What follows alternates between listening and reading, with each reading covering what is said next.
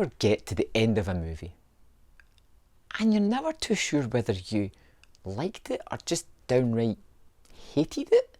There was parts that I really enjoyed of Fingers, including the opening of the movie, which is a cold opening into a really strange image of someone kind of dancing with a mask on.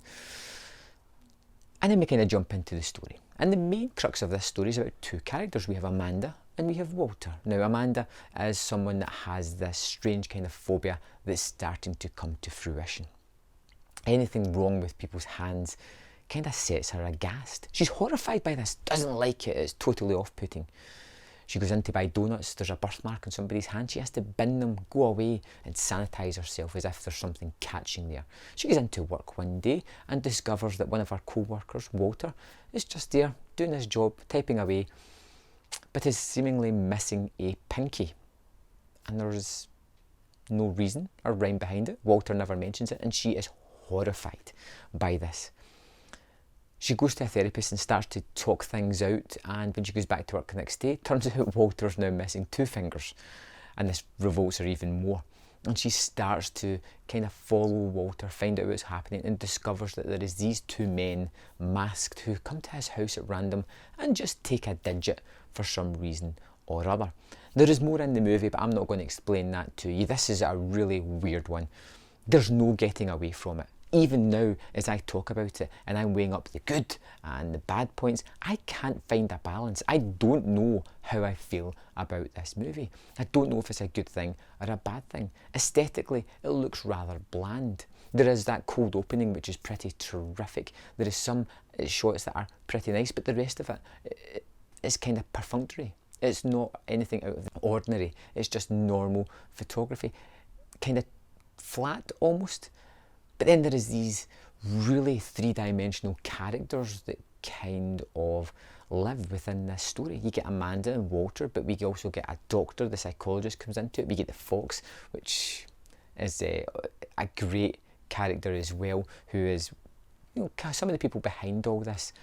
And we get our boyfriend as well, who feels like a throwaway character, but even kind of grows as the movie goes on. Fingers is crazy. It's really weird about the world we're living in. It's a hard one to digest. It's got these great characters. It's got this not so great photography or direction. It has this interesting idea behind it. It has some laugh out loud comedic moments and also has just as much WTF, scratching the head, really what just happened there kind of moments. It's wacky. And it's sometimes I really appreciate these wacky moments. Seeing these two guys with clown knitted masks going up to chop a digit off Walter, and Walter just haphazardly on a trampoline. This is a guy who's in his mid-40s by the looks of it. It's a strange image. And that's not the only one in the movie. There are lots of them. As we get to know these people that are taking the digits as well, we get to know Fox, get to know the psychologist, everything that is affecting Amanda's storyline. It just kind of washes over you.